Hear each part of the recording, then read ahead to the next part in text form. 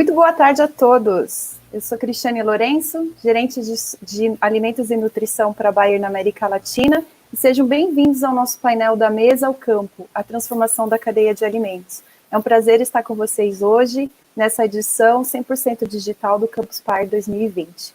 Eu quero aproveitar e dar as boas-vindas aos nossos convidados de hoje também, o Lúcio Vicente, líder de sustentabilidade do Carrefour. Boa tarde, Lúcio, tudo bem?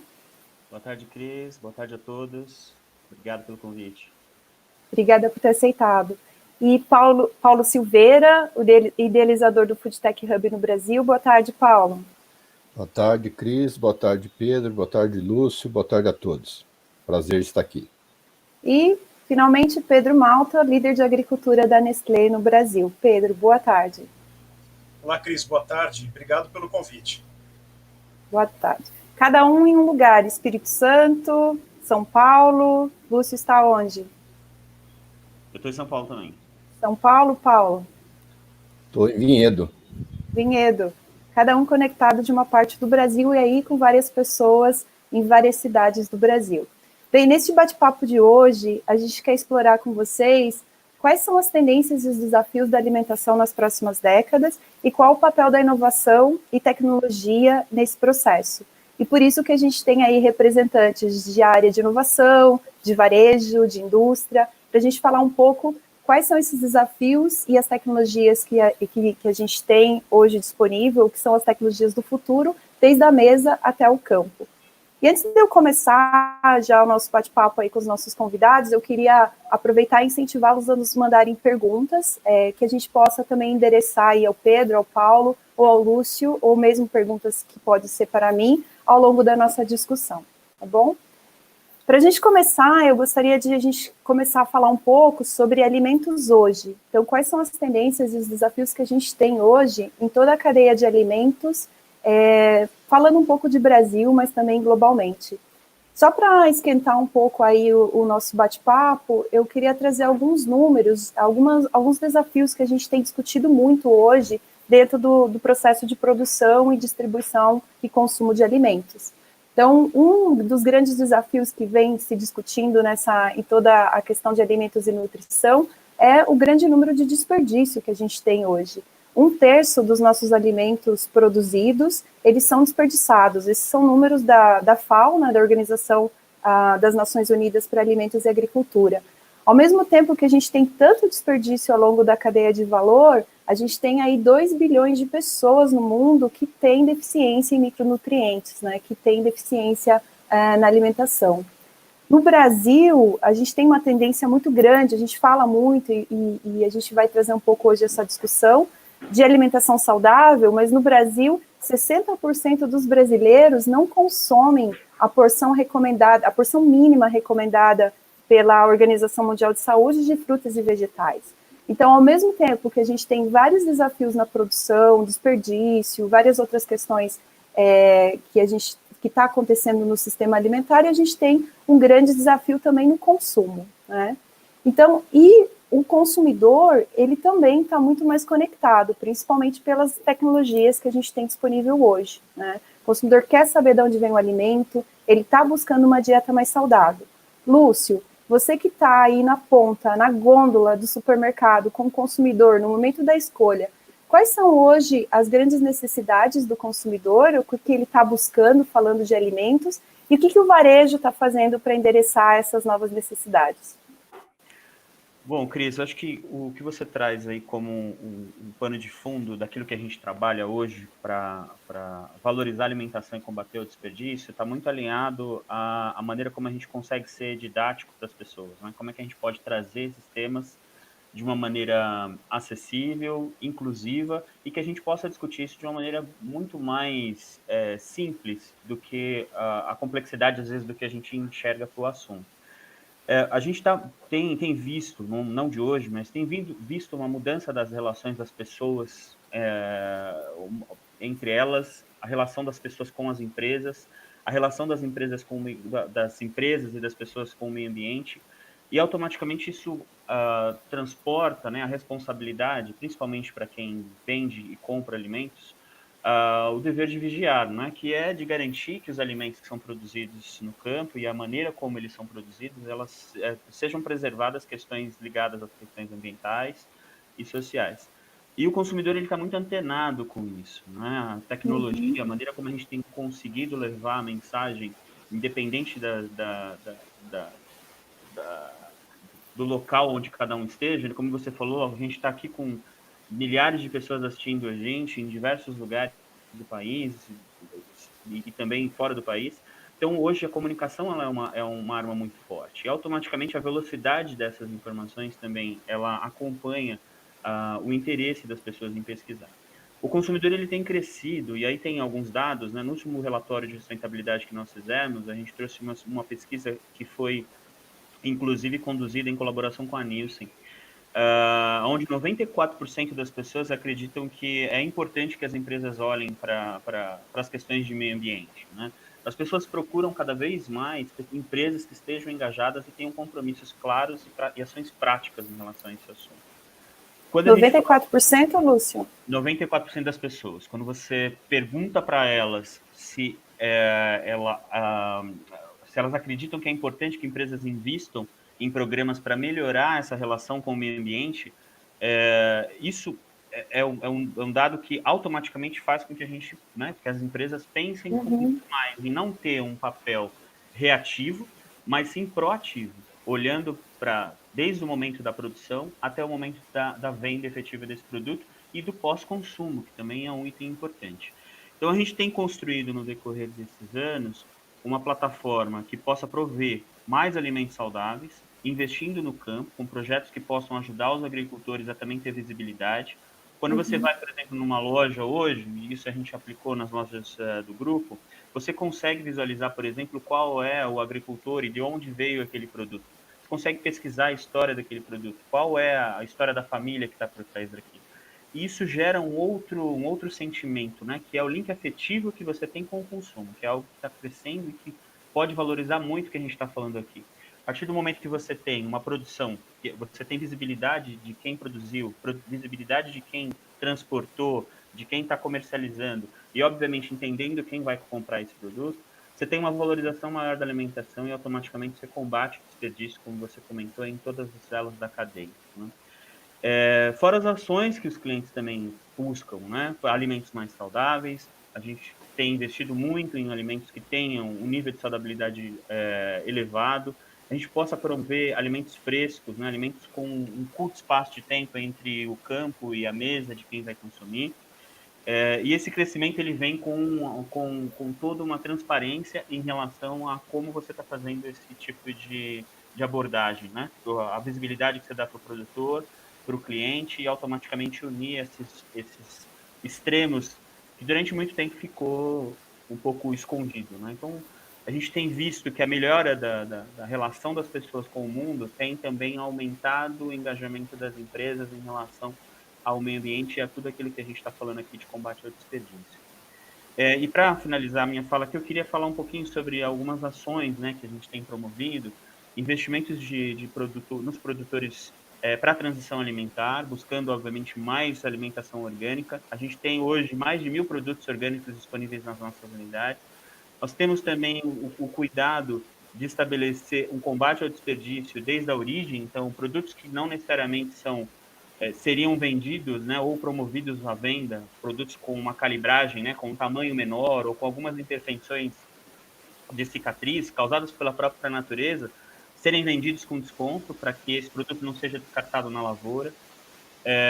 E dentro da nossa operação, visar também outras alternativas para combate ao desperdício, seja na doação de alimentos, seja na compostagem dos resíduos que a gente tem das nossas lojas, e também ajudar a comunidade a entender e o cliente a entender o quanto é importante economizar também na residência, né? A gente perde muito também no consumo, o mau consumo dos alimentos nas residências. A gente desperdiça muita coisa perde a validade, às vezes, dentro da geladeira.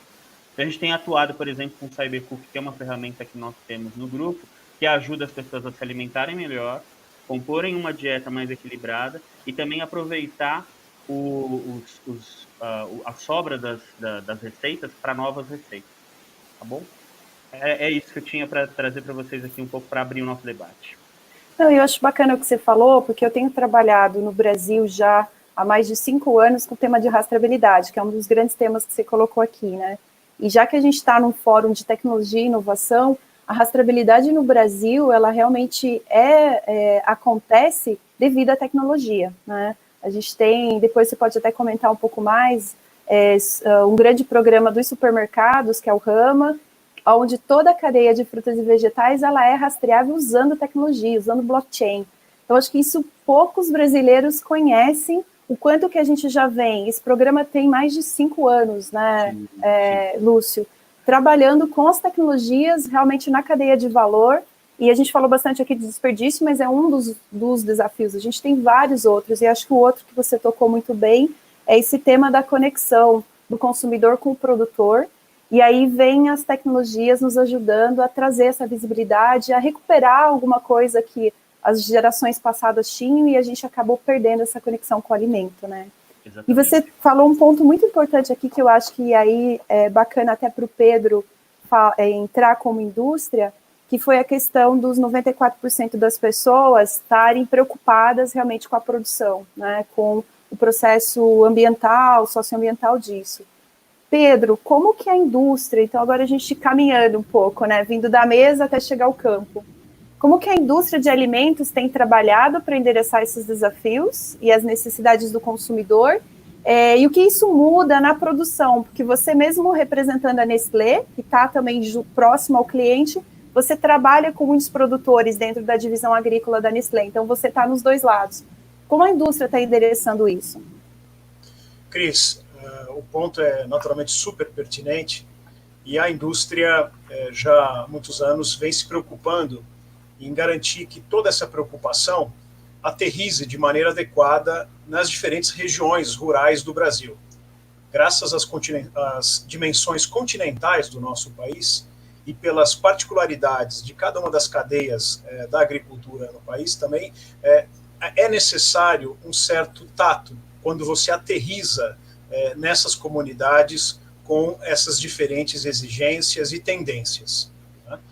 E a Nestlé, na área agrícola, eu costumo dizer, somos agrônomos, mas precisamos ter um grau de sensibilidade social relativamente alto, porque a primeira reação é muito comum, é uma reação de negação, no sentido de que, olha, Nestlé, da porteira para dentro, quem manda sou eu. Né? E é natural, e um processo gradual de comunicação, né? O Lúcio comentou muito sobre comunicação, e a comunicação, graças à tecnologia, tem sido cada vez mais fácil. A Nestlé e seus inúmeros parceiros, né? Tudo que fazemos sempre é de maneira colaborativa e participativa, vem trabalhando esse tipo de desenvolvimento. E, traduzindo tudo isso na prática, a empresa mantém programas de certificação. Esses programas, como eu já comentei, eles são calibrados conforme a particularidade da região da cadeia, mas eles garantem em todos eles, né, um centro, uma espinha dorsal relacionada à sustentabilidade, boas práticas agrícolas e já uma atenção muito especial ao tema da rastreabilidade. Porque a gente fala muito da rastreabilidade a partir da fazenda, mas do ponto de vista de administração de um negócio agrícola, poder saber e organizar minimamente a rastreabilidade dentro do contexto de uma propriedade rural, isso dá ao agricultor não só segurança no que faz, mas também permite melhor gerir os seus recursos. Né? Portanto, eu trago para esse ambiente da porteira para dentro, né, toda essa realidade da tecnologia. E, em falando em tecnologia, os sistemas de certificação vêm se transformando cada vez mais rápido.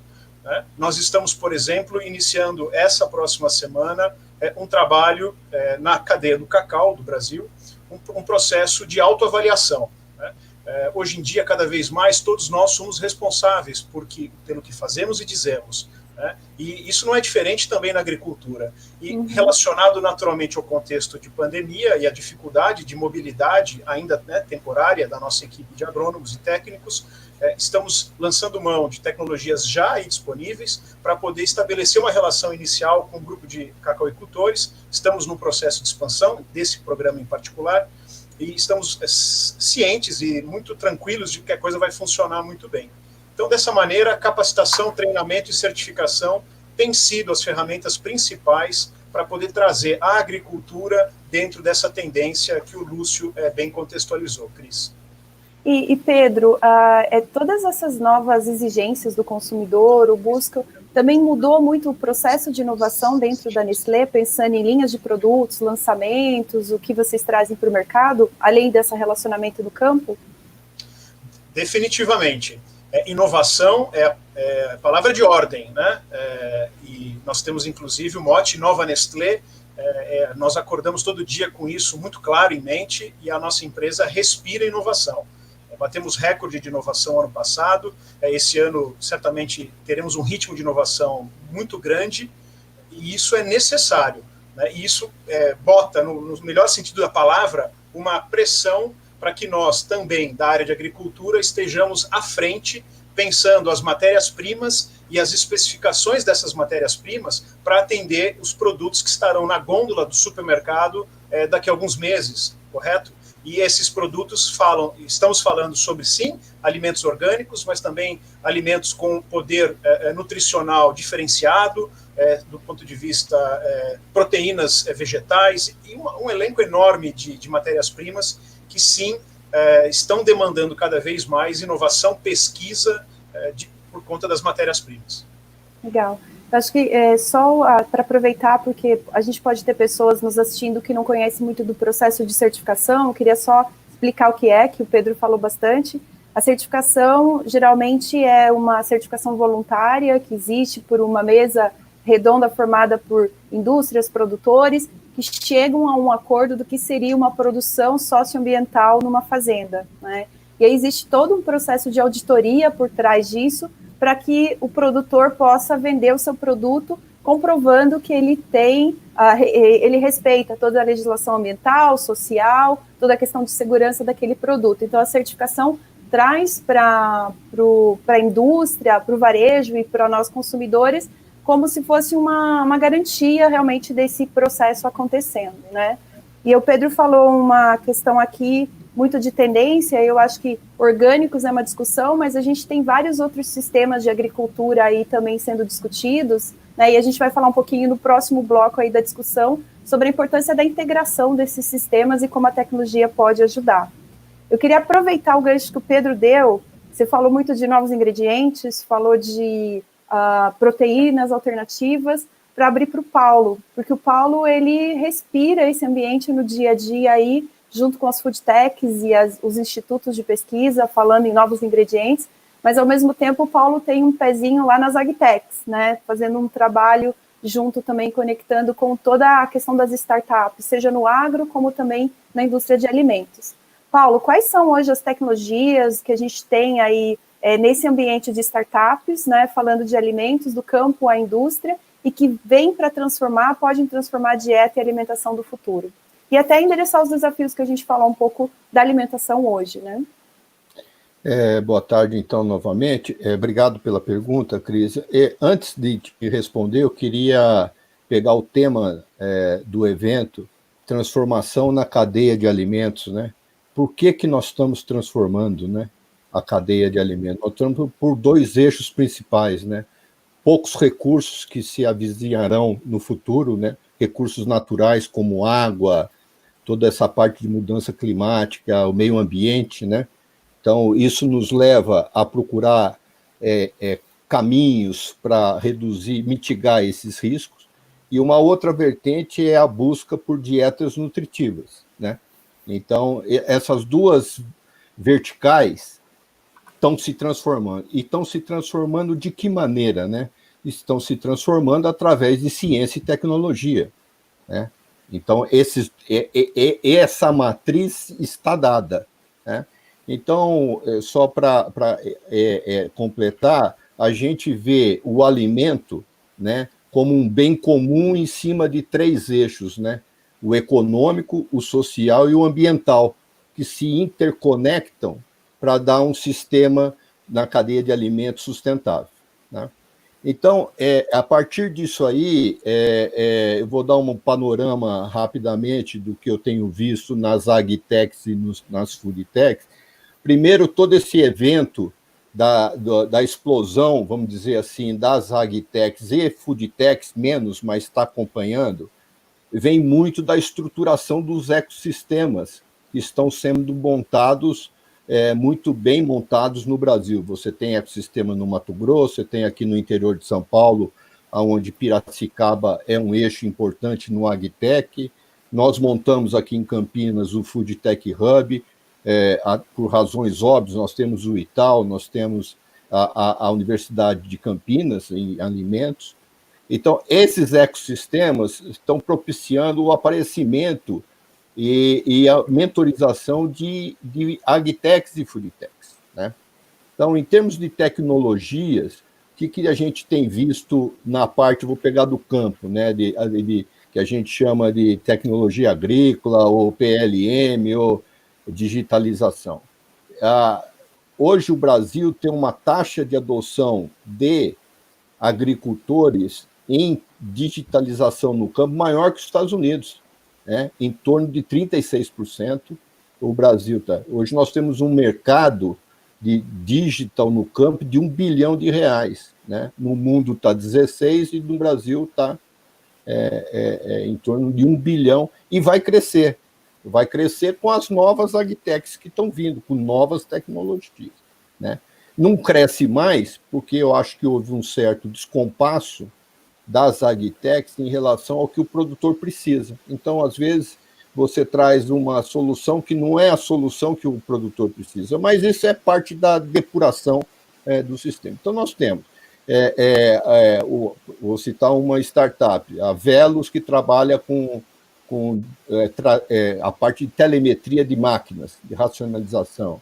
Você tem plataformas, você tem sensores de irrigação, você tem taxa variável, tudo isso está acontecendo no campo, né?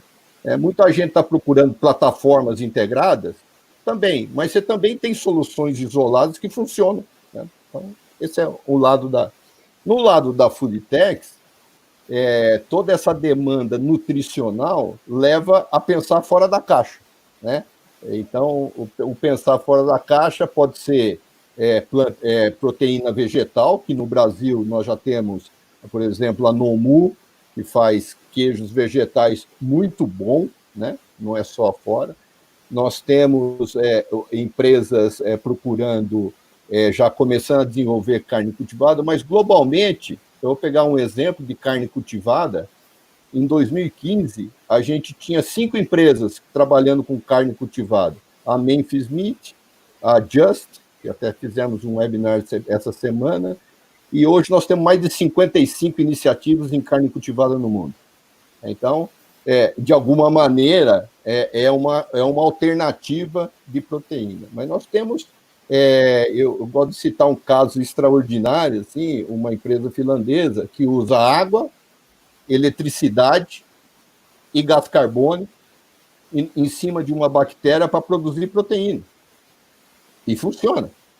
Então, assim, parece coisa de ficção científica, mas está acontecendo, né? E no Brasil, com a formação desses hubs, né, os institutos como Embrapa, vai propiciar esses desenvolvimentos, inclusive, o que eu acho, Cristiane, Pedro, Lúcio e audiência, é que a maior diferença nessa cadeia vai ser a produção no campo de ingredientes nutritivos, através de tecnologias, né? Você pode falar de CRISPR, mas você pode falar de Talent, são tecnologias que aqui não é o caso, e que transformam o alimento no campo.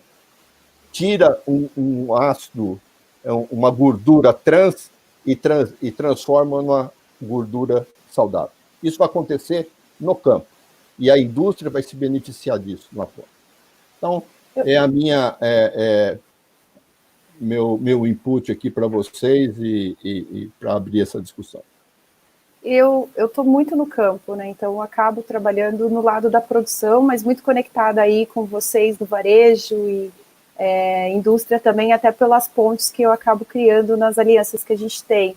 Mas o que eu vejo, e talvez a minha mensagem aqui também para quem está nos assistindo, é que hoje tem pouco conhecimento do consumidor sobre o que está embarcado no campo. O Pedro sabe disso, o Lúcio sabe disso, você sabe que vocês estão conectados, né? Vocês têm conexão com os produtores, mas a gente tem uma visão que o campo não tem tecnologia, pelo contrário, né? Hoje, o que se fala muito no campo é antes, os próprios produtores falam isso, né? Antes se queria estudar, tinha que sair do campo. Agora, na verdade, se você quer ficar no campo, você tem que sair para estudar, porque senão você não pode ficar. Como que é? Quem não estudava, ficava. Agora você tem que estudar para ficar no campo, porque tem uma revolução, você chega numa fazenda, a fazenda é totalmente conectada com inteligência artificial, com sensores, o produtor consegue controlar o uso de água do celular dele, seja onde ele esteja, assim. Então, a tecnologia, ela está muito ali, né, no campo e na produção, e o futuro traz muito isso de buscar outras tecnologias, como edição genética nas sementes, o que for realmente para já endereçar as necessidades do consumidor ali na gôndola ou na indústria para facilitar esse processo, né? Eu acho que tem uma revolução acontecendo hoje, né? E aí, falando um pouco dessa revolução, eu queria só pegar uma pergunta aqui que a Renata mandou, que veio um pouco no tema de hoje da rastreabilidade, que a gente começou falando. Vocês verem quem se sente mais confortável para responder. A rastreabilidade pode impactar no custo na gôndola? Como comunicar a importância para o consumidor? Acho que é mais até para você, né, Lúcio? A gente entende que boa parte, quando a gente fala em tecnologia, a gente está falando em utilizar recursos, obviamente ligados à inovação, para ratificar e mensurar e melhorar a performance daquilo que existe dentro dos controles já existentes. Então, a gente tem que entender que a tecnologia ela não vai resolver todos os problemas, ela vai ajudar a potencializar resultados, e eu acho que dentro desse ambiente de inovação se estabelece o quê? O entendimento também das necessidades de cada um desses elos, né?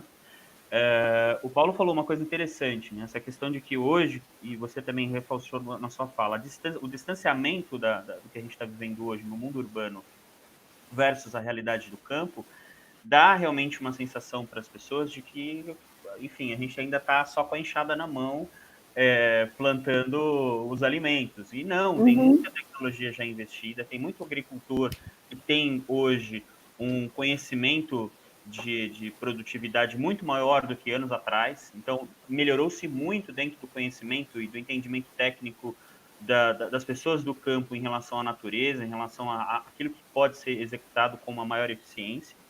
E, obviamente, quando você fala da rastreabilidade, você está falando em dar visibilidade para um ciclo que já existe. Então, eu vou transportar para uma solução tecnológica para o cliente a possibilidade de ele enxergar essa cadeia, né? Desde a origem do produto até chegar ali. A gente vê, e isso melhora ainda mais a curiosidade do consumidor, quando você disponibiliza isso, por exemplo, na gôndola. Então, boa parte do que a gente está falando aqui não é investimento de encarecimento para o cliente, mas sim a oportunidade de valorizar aquele produto de uma maneira diferente de outro que ele não vai enxergar a rastreabilidade. Então, quando você, e a gente acredita muito nisso, né? Até para a questão do saudável, dos alimentos saudáveis. Da mesma forma que a gente deu escala em alguns outros tipos de produtos que não são produtos saudáveis, a probabilidade de a gente conseguir tornar o preço acessível dos alimentos, dando escala também para alimentos saudáveis, é o que a gente acredita. A partir do momento que a gente der o mesmo poder de competitividade de um produto saudável para um produto que não é saudável, e aqui eu não faço julgamento de qual produto é ou não, vai fazer com que o consumidor não pague não somente o valor maior, mas também a gente dilua todo esse investimento feito em todos os elos da cadeia. Então, a gente acredita que a parte de rastreabilidade, sim, existe um investimento, porque hoje a gente não tem condições de fazer isso em todas as cadeias de produtos. Mas na medida que a gente vê a oportunidade de dar visibilidade para o consumidor ganha confiança, ele acaba se fidelizando a um determinado de produto, esse preço se paga e automaticamente a gente consegue diluir o custo e diminuir também o valor na gôndola para o cliente. A gente acredita muito nisso, né? Dando a informação, criando popularidade para esses alimentos, a gente naturalmente vai conseguir diluir um custo que inicialmente ele acontece, mas quando a gente coloca isso dentro do nosso investimento, acaba sendo até benéfico, porque valoriza muito aquilo que a gente está dando visibilidade para o cliente. Eu acho que você tocou 2 pontos que eu sempre falo quando eu tenho as minhas apresentações ou discussões, que é a primeira, a questão da valorização da cadeia de alimentos como um todo, que faz com responsabilidade socioambiental, mas que também está colocando tecnologia e inovação para trazer um produto saudável, né, na ponta, e seja a Nestlé, seja o varejo, o Carrefour, seja o produtor no campo. Eu acho que começar a olhar o alimento como realmente não só alguma coisa assim que você vai lá, compra e acho que 30%, 40% é o jogado fora da geladeira, né? Então, assim, começar a valorizar esse alimento e começar a valorizar quem está fazendo certo, quem está investindo nesse processo, é um grande papel do consumidor hoje, de todos nós, né? E aí, outra questão que você trouxe foi um pouco dessa visibilidade, assim, acho que hoje já existe, mas o consumidor também precisa começar a perguntar e buscar, né? Começar a comprar das empresas que ele sabe, que ele buscou, que tem todo um processo. Então, as empresas que estão com a gente aqui hoje, nessa live, a gente conhece o processo de vocês, né? O que a Nestlé investe de segurança, de trabalho com o consumidor, o trabalho que o Pedro faz, o que vocês fazem como varejo. Então, o consumidor também começar a dar preferência, né, a isso ajuda muito nessa transformação. E aí, eu queria até já ligar um pouco essa transformação, que o Paulo falou sobre a transformação no sistema de alimentos para o futuro, né? Porque a gente está falando um pouco de hoje, mas vamos dar um salto aqui para os próximos 30 anos. A gente falou de alguns desafios, falou que a tecnologia já está, né, incorporada no nosso alimento do dia a dia, ou seja, a cenoura que eu compro e chega no meu prato, ela não é simplesmente uma cenoura, ela tem muita inovação, muita tecnologia, seja desde a semente dela, né, que ela foi pensada, até o processo de venda na gôndola, mas como vai ser o futuro?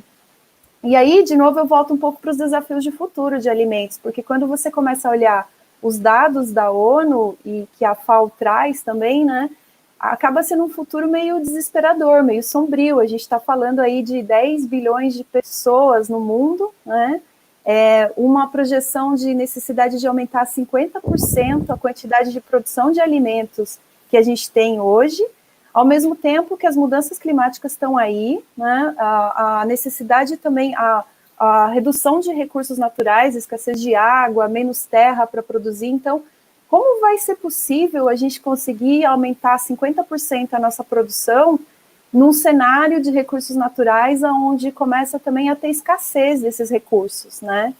E aí, a grande discussão hoje no setor de alimentos é que a gente precisa repensar esse sistema, né? Seja desde a ponta, desde o consumo, até a parte do insumo. Então, repensar todo o sistema de alimentos, e é a grande agenda hoje da ONU, dos governos, das empresas. A gente, inclusive aqui, as empresas que estão nesse painel fazem parte de um grupo do Conselho Empresarial Brasileiro, que é realmente focado em repensar o sistema de alimentos, né? Então, como a inovação e a sustentabilidade vão... Será que a inovação e a sustentabilidade vão nos ajudar a ter alimentos para todos no futuro? E aí, eu acho que eu volto até com você, Paulo, assim, você falou um pouco de hoje, mas e o futuro? Olhando essa necessidade de garantir alimentos para todos, será que a inovação e a tecnologia vão ser suficientes e é o caminho para a gente conseguir repensar o sistema de alimentos? Eu, de novo, vou voltar um passo atrás. A gente pode conseguir isso desde que a infraestrutura tecnológica que a gente está construindo seja equitativa, inclusiva, acessível a todos, né? Para tudo isso acontecer, você tem que ter comunicações, chegar a conectividade no campo, a indústria de alimentos tem que ter acesso aos processos digitais, e tudo isso é uma infraestrutura viabilizadora, participativa, inclusiva. Então, o primeiro ponto, eu acho que o desafio é esse. E, tendo isso, nós vamos partir para as tecnologias diretas. Você pegar a cadeia, desde a matéria-prima até o consumidor, né? Matéria-prima, eu já citei o CRISP, o Talem, como tecnologias que virão. Se você pegar o tema do momento, a mudança climática mais digital, que é o futuro, como reduzir, mitigar. Na parte de processamento, tem a questão de como fortificar esses produtos na indústria para você ter uma dieta nutritiva, né? E um ponto importante, comunicar digitalmente. As indústrias de alimentos têm uma responsabilidade de comunicar digitalmente o que o consumidor está comprando em termos de nutrição, né? E você tem na distribuição todo o IoT, Lúcio, IoT, food waste aí integrado, né, nessa cadeia, né? Tem as plataformas do varejo que vão mudar a forma de ser produzido e embalado o produto, né? O consumidor muito mais atento. Eu sempre falo, eu enxergo no futuro um rótulo de alimentos onde você tem o compromisso nutricional, social, ambiental. Então, isso é uma transformação imensa, né? Que vai acontecer desde que exista plano de governo, estrutura, estratégia, né? E para poder realmente transformar. Fazendo isso, o Brasil pode fazer um papel fundamental no mundo em segurança alimentar e agregação de valor na cadeia de alimentos, né? Então, eu vejo com muito bons olhos isso tudo. Na questão de futuro também, passando pelas food techs, muita gente fala de produtos e nós desenvolver um produto proteína vegetal, mas eu queria falar um pouco de tecnologia, né? A nossa indústria precisa avançar com recursos para a indústria 4.0 de fato, porque isso tudo agrega valor, diminui custo, dá mais acesso a alimentos nutritivos, né? Então, se me perguntar qual é o alimento do futuro, eu não tenho ideia, só que não vai ser o que eu vejo hoje. Isso está claro. Acho que tem várias tecnologias vindo, tem proteína de inseto, barrinha de grilo, né? Tem um monte de coisa, mas o futuro talvez ele seja uma dieta balanceada usando todas essas alternativas, né? Talvez a gente tenha uma diferença no prato. Pedro, como que a indústria está olhando essa visão de futuro, aí os próximos 30 anos, e o que vocês estão fazendo para se preparar para esse futuro, pensando que a gente pode ter um problema de segurança alimentar e, ao mesmo tempo, você vai ter um aumento muito maior de demanda, né, dos seus consumidores com seus produtos lá na gôndola? Cris, do ponto de vista de organização, a Nestlé, recentemente, alguns meses atrás, fez um anúncio público em âmbito global, assumindo o compromisso de até 2050 tornar as cadeias de matéria-prima balanceadas do ponto de vista de carbono, no sentido de não gerar impacto do ponto de vista de aquecimento global. Um compromisso bastante amplo, bastante sério, e uma série de estudos estão em andamento no sentido de determinar as principais vias, né, de desenvolvimento de projetos. Traduzindo isso do ponto de vista mais pontual agora, né, hoje, o que está acontecendo?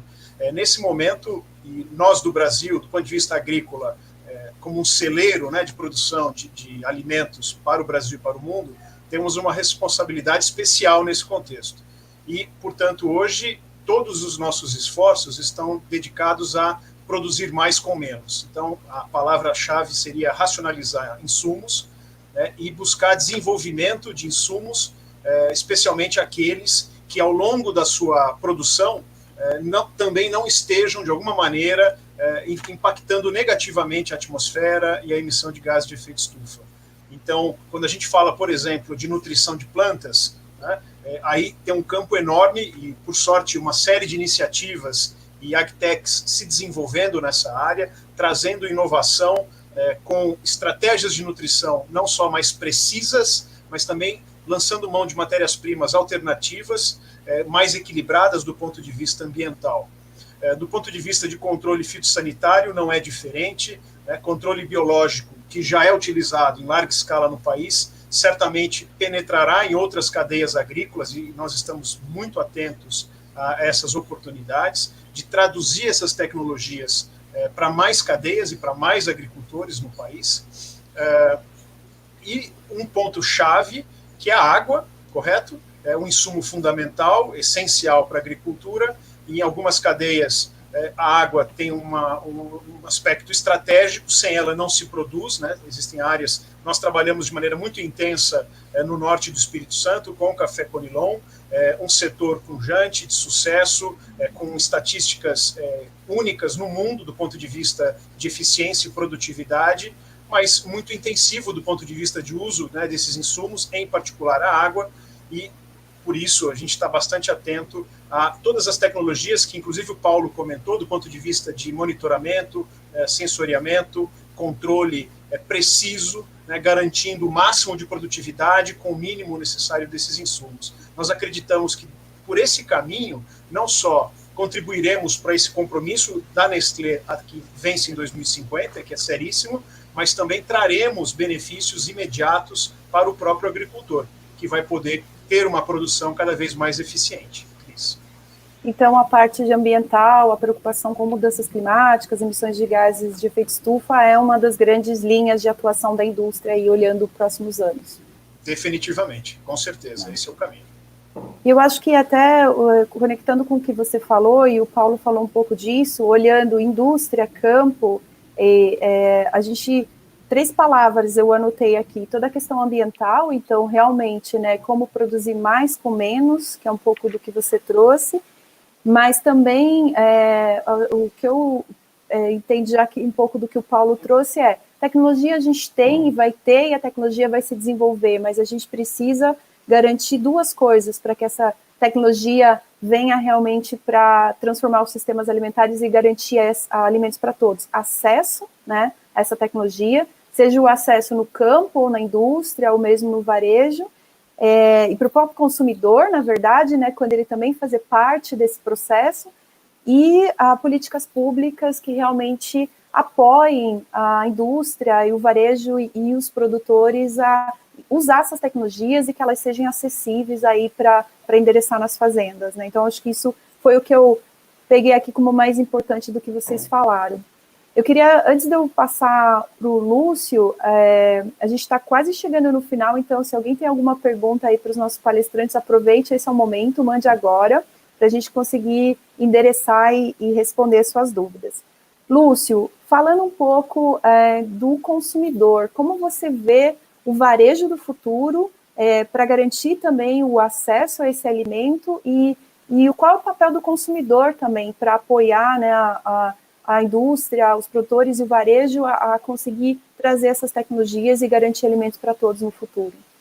A participação do consumidor, ela é extremamente importante, né? Porque ele passa a não só exigir, não só a reinventar o modo de consumo, mas também se plugar a propósitos. E eu acho que isso é importante, né? Assim, o questionamento de qual é o propósito que eu tenho hoje em relação a essas questões ambientais. Qual é o meu propósito de vida e quais são as empresas que hoje estão próximas desse meu propósito, né? Das causas que eu defendo. Eu acho que isso cada vez mais vai ser mais forte e o percentual de pessoas que hoje já fazem esse tipo de ativismo no sentido de buscar a melhoria das empresas em relação aos seus posicionamentos, em relação às práticas que elas possuem, em relação à maneira como ela se estabelece na sociedade, essa relação, né, entre meio ambiente, entre relação urbana também, entre as comunidades onde ela está inserida. O cliente ele vai ter, né, o consumidor ele vai ter muito, cada vez mais força nessa fala. E, obviamente, o mercado ele responde à tendência de consumo. Por isso que eu acho que as pessoas, e nós aqui também que somos consumidores, nós fazemos total diferença quando a gente faz perguntas e nós fazemos, obviamente, damos sugestões do que é legal ter. Olha, eu gosto, eu acredito nisso. Eu acredito muito também que a gente possa, para o futuro, estabelecer uma relação de educação mais fortalecida em relação à alimentação. É importante a gente falar de alimentação com as crianças, é importante falar de alimentação com os jovens, com os adolescentes, porque tudo que a gente consome na vida, a gente copatrocina. O que eu quero dizer com isso? Quando a gente compra alguma coisa, a gente está patrocinando tudo que está atrás dela. Histórias boas, histórias de vida. Os produtos, eles dizem respeito a toda uma linha a toda uma forma de se produzir, e eu acho que é importante a gente ter sempre isso como uma relação de consumo de responsabilidade, e aí resvala sobre o consumo consciente, né? As pessoas falam de consumo consciente só como forma de reduzir, na verdade é a maneira como você se envolve com esse consumo. Qual que é os atributos que você elege para escolher determinada marca e escolher determinado produto que você está fazendo a escolha. Eu acho que é importante a gente pensar também que o consumidor ele está cada vez mais alinhado a querer participar disso. Então, cada vez mais as pessoas se preocupam em também dar sugestões, criticar. Então, as empresas e o varejo do futuro ele vai ter que estar 100% alinhado com essa coparticipação. O investimento na produção de alimentos ele não vai ser e não deve ser somente um aspecto de indústria.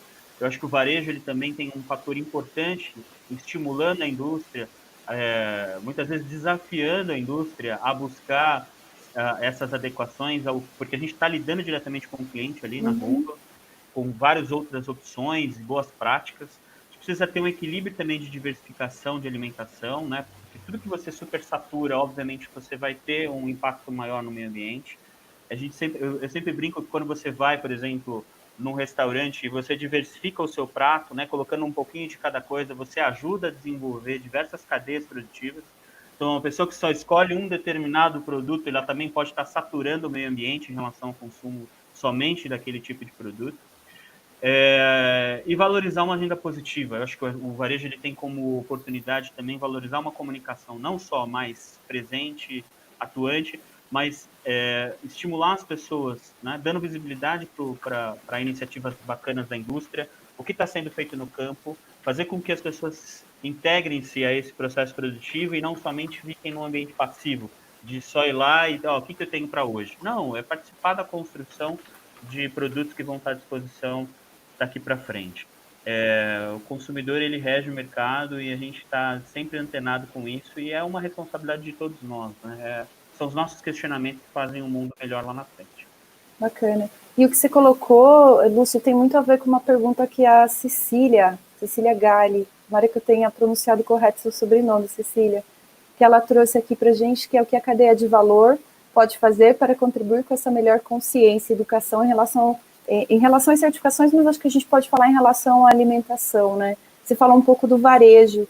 Pedro, o que você acha que é a indústria? Qual é o papel da indústria? O que a indústria pode fazer também nessa comunicação, né, para o consumidor? Eu entendo e observo que a indústria faz e pode fazer cada vez mais, definitivamente, que é traduzir as características e todas as vantagens, digamos assim, né, dos sistemas de certificação que beneficiam diretamente o consumidor. Um dos meus maiores desafios como agrônomo numa indústria de alimentos é justamente estabelecer esse vínculo do contexto técnico com o contexto de marketing e comunicação.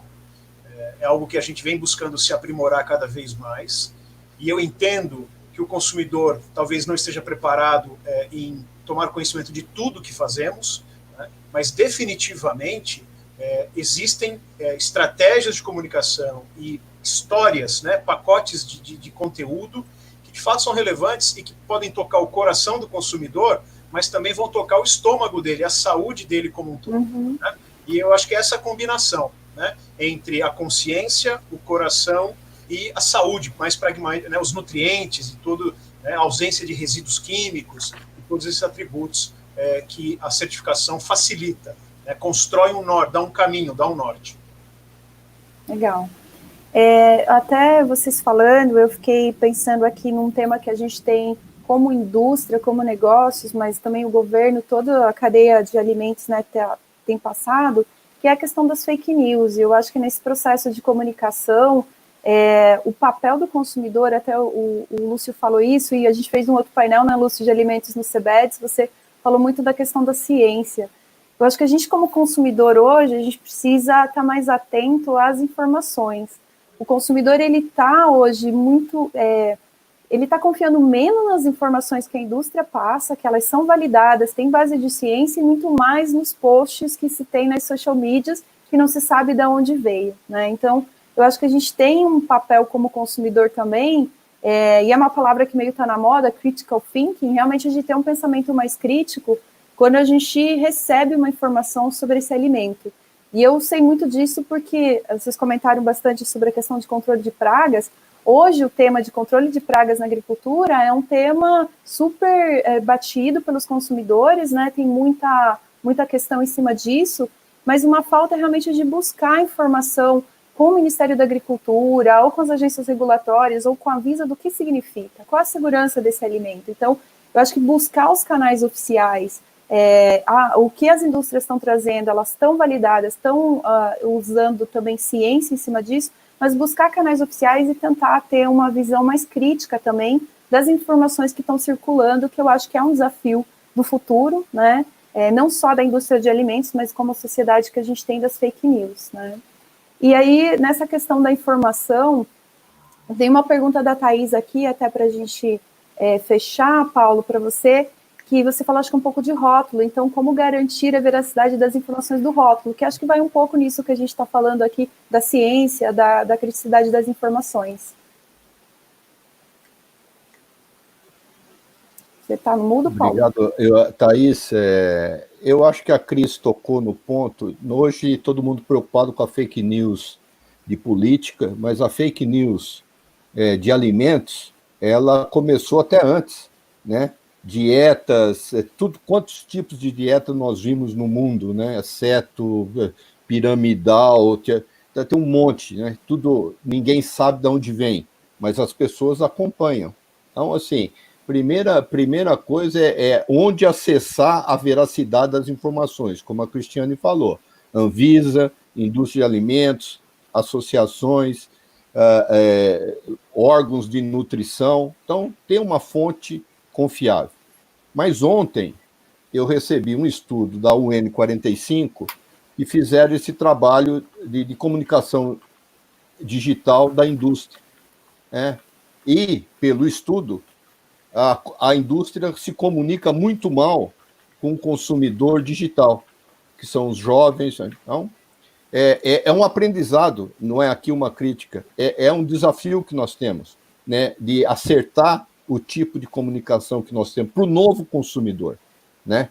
E a Thaís falou de fraude em alimentos, isso não é por causa de internet, isso vem desde sempre, né? E aí cabe aos órgãos regulatórios inibir isso, né? Então fica aí minha... E volta um pouco naquilo que a gente falou de valorizar quem está fazendo certo, né? Saber de onde você está escolhendo. O Lúcio tocou de novo na resposta dele um pouco disso. Ciência, tecnologia e conhecimento. Legal. A gente está caminhando para o final do nosso painel, então temos poucos minutos aí para a gente fechar. Qual é a mensagem final de vocês, pensando nesse mundo de alimentos e a transformação que a gente tem que passar em todo o sistema de alimentos? Posso começar, Cris? Vai lá, Pedro. Bastante sintético. Eu achei o painel fantástico e, na minha visão, tudo isso passa... existem as pessoas por trás de todas essas inovações e todos esses debates, né? Do ponto de vista do agricultor, o que a gente nota é, sim, uma predisposição em conhecer tecnologias, em trazer esses benefícios para a sua realidade. O agricultor, ele sente uma satisfação enorme em saber que o seu produto está sendo consumido e que está levando saúde, bem-estar às pessoas, e, portanto, esse agricultor precisa pagar suas contas, então há uma questão de produtividade, de organização e gestão de todos esses negócios agrícolas. Portanto, na minha visão, é um futuro, né, desafiador, sem a menor dúvida, mas que, com a característica do agricultor brasileiro, que é um perfil empreendedor e inovador, eu tenho certeza que a gente vai ter muito sucesso. Obrigado, Cris. Legal. Paulo e Lúcio, 30 segundos aí para cada um de vocês. Não, só agradecer, foi genial poder estar compartilhando e passar isso para a audiência, né? É importante endereçar essas questões para a audiência. Agradeço a todos.